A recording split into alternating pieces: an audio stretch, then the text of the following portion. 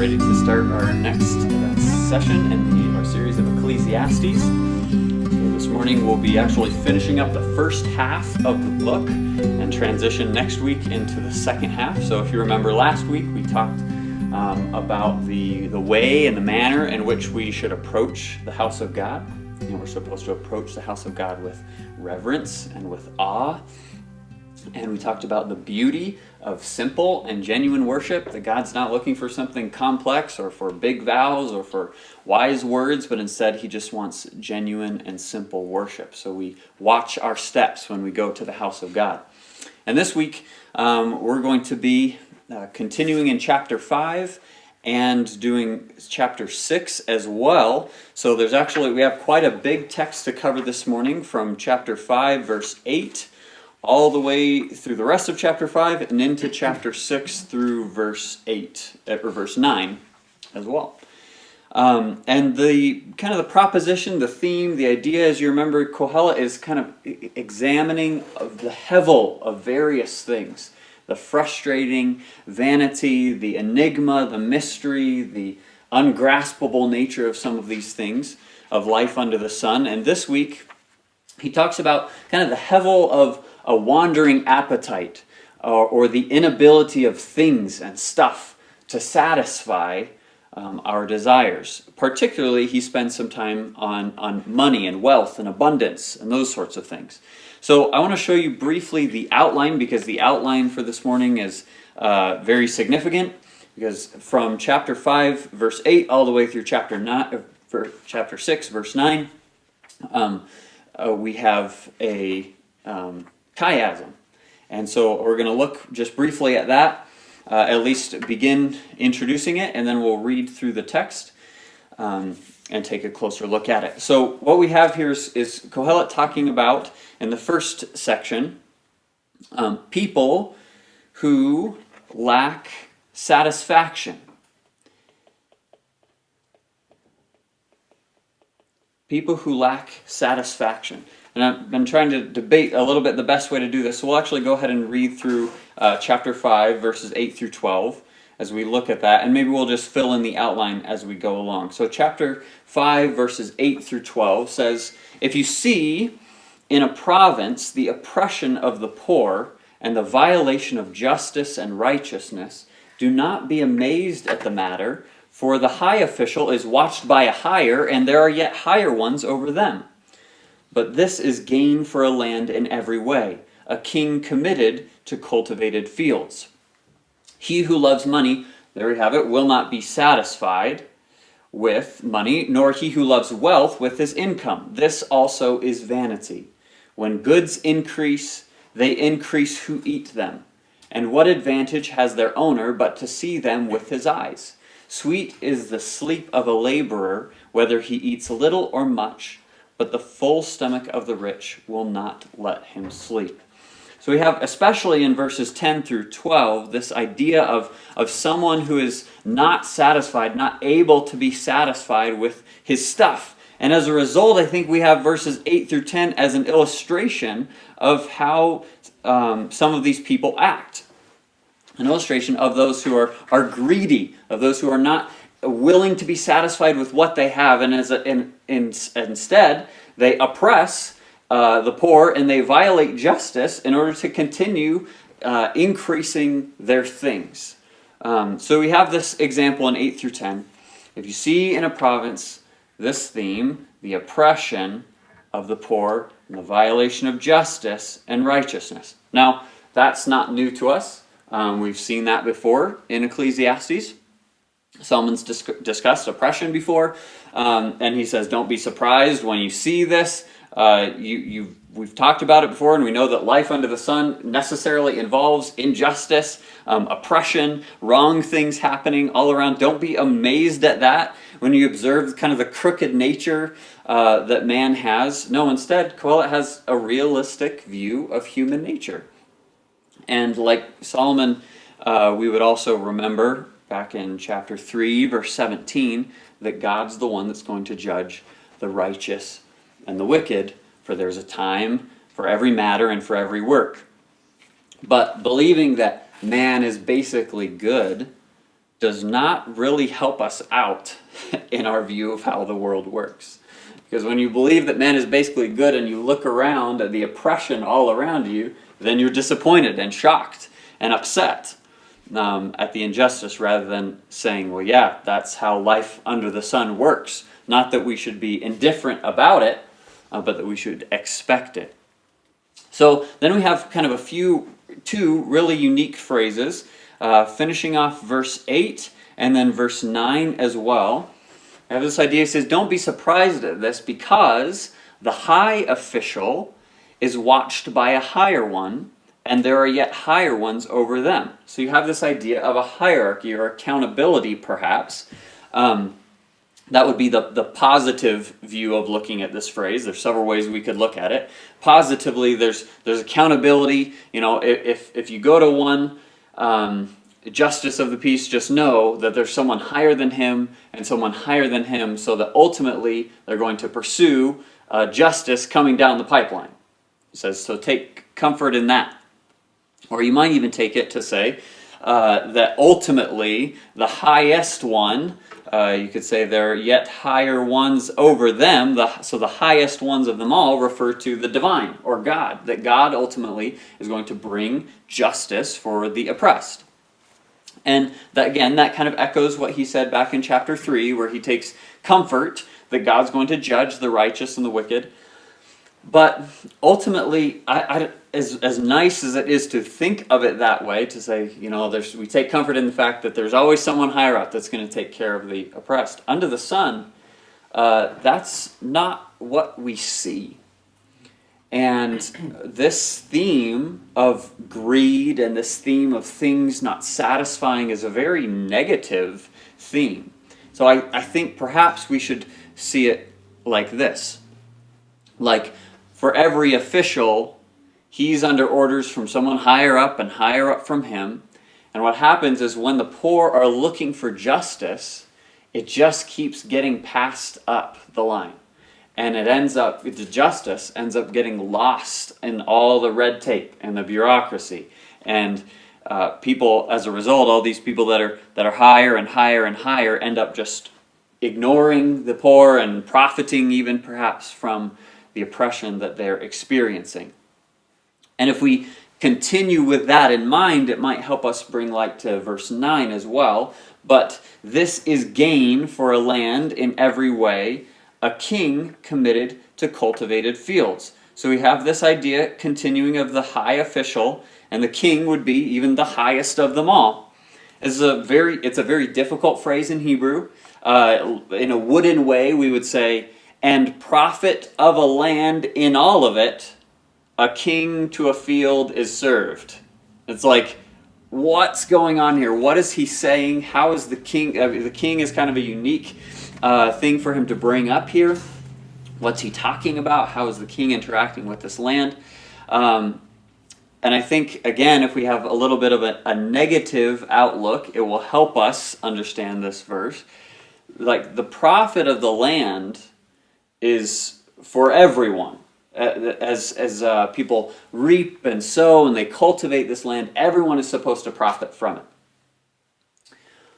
But look at the king, who is served by the field more than anyone else.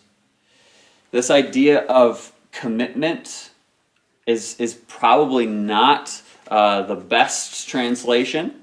This is the same word as serve or work. Like if you till the field, or there are servants working in the field, that's kind of the idea. Even the phrase, like, as for me and my house, we will serve the Lord, is this idea. So the New King James probably translates this even better. He says, moreover, the profit of the land is for everyone, but the king is served from the field. And so you have this idea of hierarchy and the officials continuing and multiplying the oppression of the poor with their greed, continuing to gain and gain and gain rather than seek justice and righteousness for the afflicted. So, and that's the most difficult phrase of the whole thing. From here on, we're able to kind of pick up a little bit of speed, a little bit of motivation or momentum, and see kind of what Kohelet is doing in this full picture. So if we move on to verses 10 through 12, we have, I think, even more clearly this idea of people who lack satisfaction. People who lack satisfaction and are not willing to be filled with the things that they have, but instead are always looking for more. So he who loves money, there's our theme, stuff, things, possessions, will not be satisfied with money, nor he who loves wealth with his income, and that is Hevel. We've seen this a little bit before, but as we know, stuff by itself does not satisfy even the people who love it. We mentioned a few weeks ago, I think, just a poll that was taken by people who said, "What's your income?" And then after that, the second question would be, "How much do you need to be comfortable?" And the answer was consistently 25. The second answer was 25% more than the first. We always want just a little bit more. And yet that ultimately, what Kohelet's saying is that does not satisfy. Stuff doesn't satisfy. Instead, look at verse 11. When the goods increase, they increase who eat them. And what advantage has their owner but to see them with his eyes? So instead, the more you have, the more weight of responsibility you have, the more people you have. If you have a bigger property, you have to hire people to come and help you take care of it. If you have a bigger business, you need to hire more employees, and you end up paying all of these people with your stuff to take care of your stuff. Not only do you have to pay people to manage it, but you also end up having this weight of responsibility to take care of these people. Their livelihood depends on your livelihood. So even in the situation we're going through today, in these weeks with the quarantine, you have like small business owners and people, or even owners of big corporations, who are feeling the hit and the weight of the responsibility that they have to take care of the people that are under them. That wouldn't have happened if their goods hadn't increased, right? Not only do you have people paying people to manage your goods, and you're responsible for taking care of them, but you also have this responsibility, or maybe not a responsibility, but you have people clamoring after you for your stuff because you have an abundance, right? You have people mooching off of you, or you have people asking that you would donate to charities because you have stuff to give that other people don't have. So he's simply saying this idea that all of us know is that the more you have, the more is taken from you. You see this even with our tax brackets, right? The more you have, the more is taken from you. And that's Hevel, that's vanity, that's frustration, but that's nothing new to our society. That always has been, and it will continue to be. So, more stuff gets you more people taking your stuff. What advantage then is more stuff if what you get to do is know you have more and then watch it walk away? Is it really better, is the question. Kind of contrast the person with a large property and stuff and the person with a small property. The man who has little has really little to worry about. The man who has much is always worried about what he has and preserving it and cultivating it, protecting it. Both wanting to, keep it safe and to keep it growing as well. So I guess the question that what Solomon poses is, do you really want to be tied down by stuff? And you see this idea, this realization, even in the secular world around us as well. You see some different movements towards minimalism, or like the tiny house nation. You have people getting rid of all their stuff because they've realized, they've seen this truth that often stuff is just extra that weighs you down. And so they say, I'm going to cut all of that out. I'm going to live a simple life. I'm going to have less. And in so doing, I will be living more. So you kind of have that idea even mirrored at times in our secular society. And so he sort of ends with this conclusion, or proverb here. Sweet is the sleep of a laborer, whether he eats little or much, but the full stomach of the rich will not let him sleep. We have this idea there's this kind of a beautiful word picture. It's like, the guy that doesn't have very much, the guy who's just day in, day out, he's doing his work, he's got his little property, he's living with his little family, and he's going to rest well at night. Whether he has a lot to eat or he has very little to eat, why? Because he's enjoyed a full day's labor and he's ready to rest. And contrast that with this person with abundance, perhaps even he says the full stomach, the feasting and the partying, or the just so much stuff that you end up staying up at night. You can't rest because of your bloated stomach. You're too full. You have too much, and you end up not resting. Obviously, these aren't laws, these aren't rules. He's not saying if you're rich, you're not going to be able to sleep. He's not saying necessarily that it's even worse to be rich than to be poor. He's not saying that one is even better than the other. He's just causing you to think about why you would pursue that for satisfaction, understanding that satisfaction may not and likely will not come from stuff. Okay, so you have people that will not be satisfied. Now, as we progress, we're going to see as we move forward, and again, we'll revisit this idea further down on A at the very end, people who lack satisfaction. But now we're going to look at the second one, which is people who lack enjoyment. People who lack enjoyment. So let's look at this idea, who are unable to enjoy what they have. Verse 13, there's a grievous evil that I have seen under the sun. These riches, this abundance, was kept by his owner to his hurt, and those riches were lost in a bad venture. And he is father of a son, but he has nothing in his hand.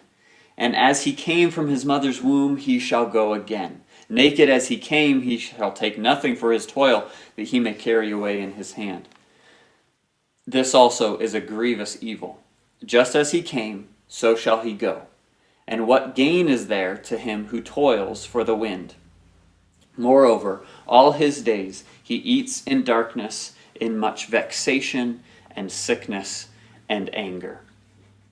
So there's this idea of this rich person, this wealth. He has much, he's profited under the sun. He's amassed so much, but then he loses it all in a moment. He's unable to keep it. They are lost in a bad venture. Imagine perhaps somebody that has sent all their cargo out on a ship, and the ship gets lost at sea in a storm and it sinks.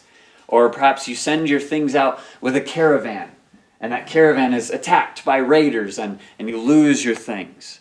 A business deal gone south, or a startup that didn't start up. The idea is that you've poured all of your efforts and energy into this hoard, into amassing, and in a moment, before you were actually able to even drink it in, to enjoy it, to profit from it, it's lost. It's all gone. And now, because of that, he's the father of a son, but he has nothing in his hand. His stuff abandoned him before he even got to pass it on or to enjoy it at all. And so he ends up dying with nothing. There's a silly little illustration of this. This past week, I was visiting over with my nieces, and Stormy was building a creation. In fact, she ironically was calling it her tiny house. And it was on wheels, and she had this intricate creation of Legos, and she was showing it to me, and she was proud of it, and she had spent most of the day working on it. And then that was the day before we had the earthquake here in Salt Lake, and so she had her Lego creation up on the shelf, and the earthquake started trembling, and her tiny house was moved off of the tiny shelf, and it fell onto the floor and smashed into a million pieces. Everything that she had amassed, everything she had spent all her time and energy working on, just in a moment was gone. And the nice thing for her is that she's young and there's still Legos, and so she spent the next day rebuilding it again, right? But this idea is that someone who has spent their life building this stuff, And even in our culture and in their culture as well, you just have this idea that you start with nothing, right? When you're a youth, you don't have anything. But then as you go throughout life, as you build up even just your little private economy, and you grow, and you gradually get a home, or you get a job, and you put your stuff into savings for your retirement, and you begin to build your things. But what if something ripped all of that out from under you, so that you're left again looking like a young fool right before you die, and you don't have anything with you? That exact scenario is what he's painting. And so he's saying, as you kind of have Job, this idea of Job being pictured here. Even, he came from his mother's womb naked, and he'll go again naked, and he won't be able to carry anything for all of this work. It's a grievous evil. Just as he came, he shall go. So what is the point? What's the point of all this work? And in fact, you see in verse 17 that it drives people to darkness and vexation and sickness and anger. One commentator even sort of told the story as an illustration of a professor that he had who was driven to drinking, and he was just a drunk, but the kids liked him, all the students enjoyed his teaching. And he's heard that one day that the reason he was driven to alcohol was because a few years before, as he was working as a professor, he had been writing a book. And he spent years of his life preparing this book and working on the manuscript and editing it time and time again. And he's finally ready to take it to the publisher, and he's got a deal worked out. And so he goes and takes it to the publisher. And on his way there, he stops to pick up some things from the store. And when he returns to his car, the manuscript is gone. And it was the only copy that he had. This was before, technology had things backed up. And this was his only singular manuscript for the book that he had just spent years of his life working on. And it had disappeared. And that drove him to darkness. It drove him into just this downward spiral. And it took him years to recover. And you think of that, even in our lives, we even probably know people who have experienced great tragedy and great loss. And it drove them to exactly what verse 17 is picturing. All his days he eats in darkness, and much vexation and sickness and anger. So what are we learning here? Stuff cannot be trusted. Right? We don't rely on it. We don't seek satisfaction in it. It is, one commentator said, as apt to disappear as it is to appear. Even if it is preserved, right? Even if we could keep it, it doesn't actually satisfy. Because the man who has stuff always wants more stuff. So we have this idea that riches, that money, that stuff is an evil master and really doesn't have significant profit at all. So then how do we respond? And that's kind of the question that he poses in verse 16. What gain is there to him who toils for the wind? And we've seen this question come up time and time again. And so how should we respond? Does it mean life is meaningless? Life is pointless? Just end it now. It doesn't matter. And nothing you do is going to carry significance. No, he doesn't say that at all. Though that would tend to agree with, here's a brief quote from Macbeth. He says, tomorrow and tomorrow and tomorrow creeps in this petty pace from day to day, to the last syllable of recorded time. And all our yesterdays have lighted fools the way to dusty death. Out, out, brief candle, life's but a walking shadow, a poor player that struts and frets his hour upon the stage and then is heard no more. It is a tale told by an idiot, full of sound and fury, signifying nothing. So that's one way we could look at this. And that's one way that a lot of people, when they understand that this is how life is going to be, and this is the vain nature of humanity under the sun, that's how they tend to respond. They say, okay, it doesn't matter. I'm going to go live my life the way I want and get out of it what I can. But instead, we're going to have a different suggestion by Solomon. And this looks familiar to us. This is the second of, I believe, 5 what we call carpe diem passages, seize the day. And as we move on in our outline, we'll just point out here that he's moving to, okay, so he's observing what is good, right? I've seen what is good and fitting And here it is. I say, eat and drink and find enjoyment in all the toil with which one toils under the sun, the few days of his life that God has given him. For this is his lot. Everyone also to whom God has given wealth and possessions and power to enjoy them and to accept his lot and rejoice in his toil, this is the gift of God. For he will not much remember the days of his life, because God keeps him occupied with joy in his heart.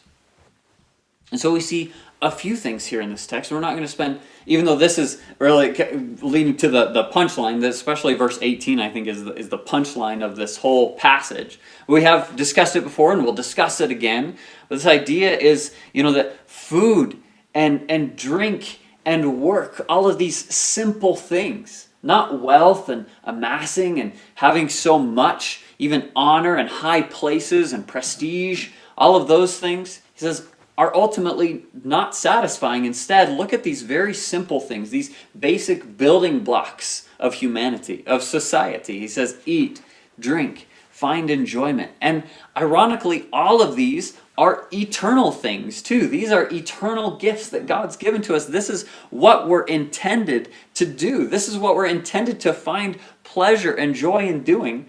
Because God has created us to glorify him by eating good food and by drinking and by finding enjoyment in our work. Even here in the heavilish life under the sun. Do these simple things. And notice that all of them are from God. You see this theme 4 times mentioned here and a few times in the next slide as well. But God has what? God has given these things. God has given wealth and possessions and power to enjoy them. This is the gift of God. Right? God is the one who keeps him occupied. These are all things from the hand of the sovereign Father who's set the times and the seasons. And anything that you have to enjoy is directly from his hand. Even the simple joys of life, like food and drink and enjoying your work. So even though we live now in the shadow land, let these hevel-filled realities point you to the future of what we will enjoy for eternity. He says in verse 20, for he will not much remember the days of his life, because God keeps him occupied with joy in his heart. That is another treasured gift from God. We could look at this several ways, but I think part of what he's saying is that he doesn't remember the hevel of his life, the difficult things, the oppression. He says that won't be the emphasis. Why? Because if you look here instead, and you're satisfied by little things that are actually huge gifts from God, then the joy of those simple delights takes your attention off of the hevel of the days of your life. So that's leading right to the punch line of the text. And I actually think that verse 18 is the primary point of the text. Is he saying, enjoy life satisfied, or be willing to be filled with little. Right? And so now we already have themes coming through. The satisfaction, that's going to come again at the end, and then enjoyment, an ability to enjoy. And what he says is, he's even saying the ability to enjoy these things, the perspective to enjoy these things, is a gift from God in and of itself. So beginning in chapter 6, we're going to have this, we'll continue one more thing on the outline here. So what is evil? Right? So we have what is good here contrasted with what is evil as he begins stepping down the chiastic structure. So right in the middle is our main point. Enjoy life as one who is satisfied with those simple gifts.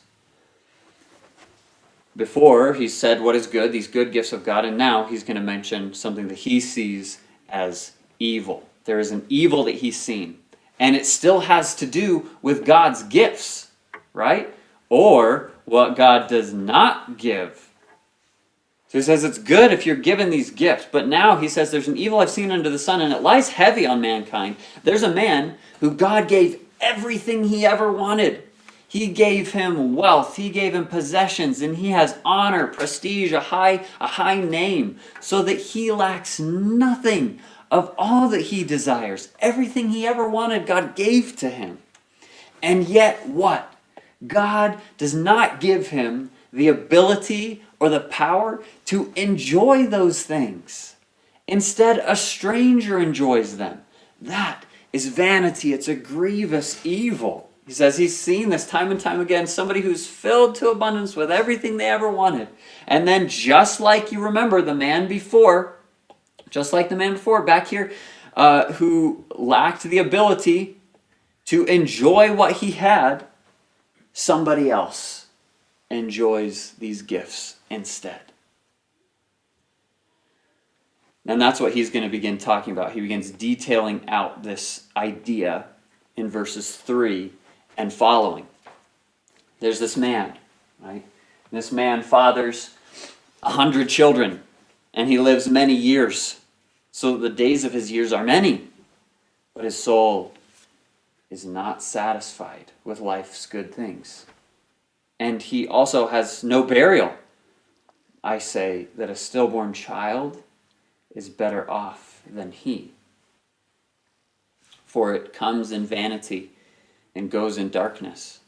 And in darkness its name is covered.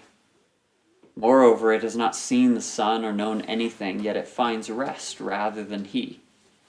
Even though he should live 1,000 years twice over, yet enjoy no good, do not all go to one place? So we have this now, the idea repeated of people who lack enjoyment. This person who God has given everything but doesn't have the ability to enjoy it. He loses everything before he can pass it on. So you have this man who has much, right?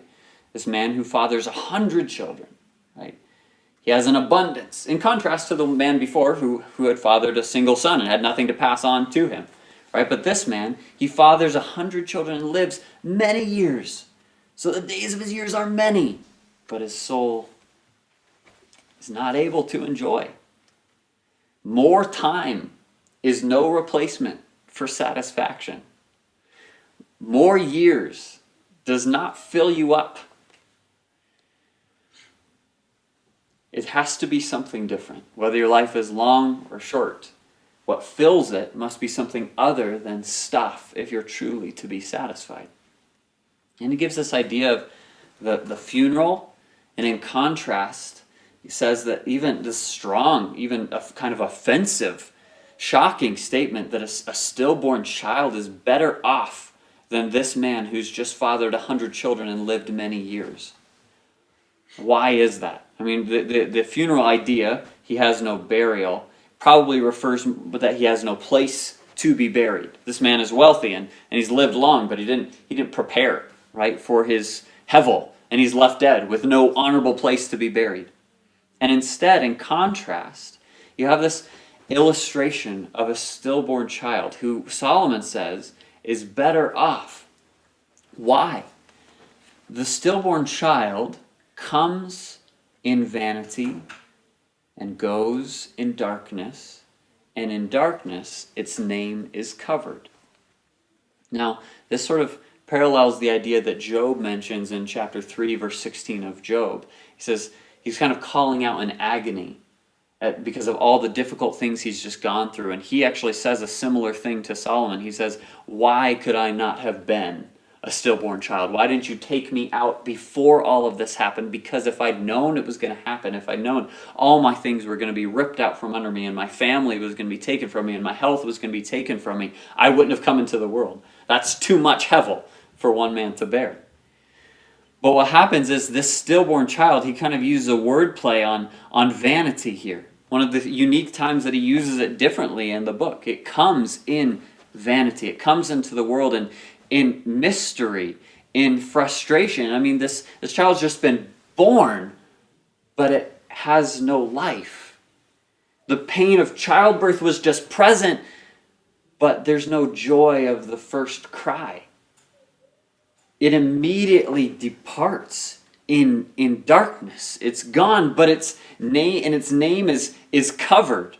It's almost, in one sense, in this dark way, like it almost never even happened. Like this great process happened, but the child was already gone before it even came. Never had the chance to know or experience, right? It's never seen anything or known anything, and yet it finds rest rather than the man mentioned before. That man had no rest even though he saw and experienced everything. And this little child gets to rest even though it never got to see or experience anything. So he's saying, look, his conclusion is, even if this man lived not just 1,000 years, but he lived twice that. What if he lived 2,000 years? But he enjoyed no good. Then he is dead, just like the stillborn child is dead. But the stillborn child never had to experience the pain of not being satisfied or of losing everything like this man did. Our final verses 7 through 9, complete the chiasm. We say people who lack satisfaction. Once again, all the toil of man is for his mouth, yet his appetite is not satisfied. So what advantage does the wise man have over the fool? And what advantage, we could say, does the poor man have rather than the rich man? Better is the sight of the eyes than the wandering of the appetite. This also is vanity and a striving after the wind. So what's our conclusion here this morning? He says, all the toil of man is just to be consumed, but his appetite isn't actually filled up. We have that same theme presented again. Then he says, what advantage, is almost rhetorical questions, and you have to wonder, is he intending a positive or a negative reaction? What advantage has the wise man over the fool? Is there one? What advantage does the poor man who knows how to conduct himself before the living have over this rich man who doesn't? Is there one? Is there any profit? Is there any benefit to wisdom, or even perhaps to poverty and knowing how to live and conduct yourself?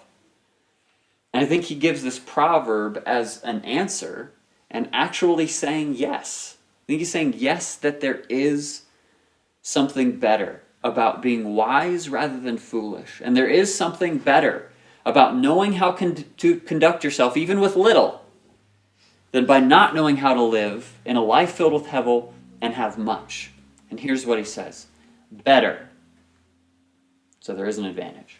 Better is the sight of the eyes than the wandering of the appetite. Better is the sight of the eyes than the wandering of the appetite. Isn't it better to go through a life, even if it's filled with hevel, with your eyes open, able to understand and know that hevel will come?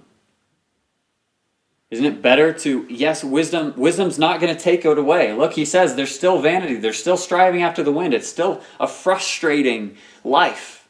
But isn't it better to go through it knowing that it will be, expecting it, rather than being shocked and surprised by it? This goes back even to the very beginning, where he says, don't be surprised at oppression. Why not? Well, if you have your eyes open, rather than your appetite, even the word is soul, your very soul just wandering and looking for something to be satisfied with, who's going to live his life better? The wise man. The poor man who knows how to conduct himself.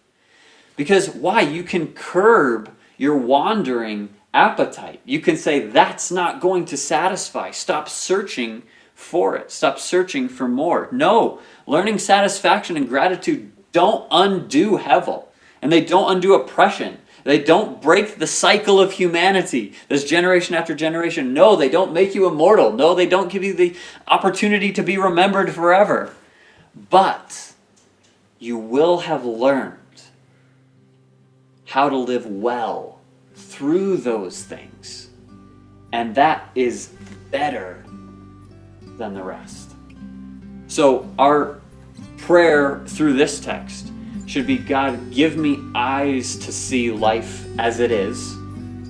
Give me eyes to see, yes, a life filled with hevel, but that you would help me to live as you've called me to live, eating, drinking, finding enjoyment in my toil, knowing that these are all gifts from you, satisfied with less, filled and enjoying your good gifts, rather than demanding more and letting my appetites wander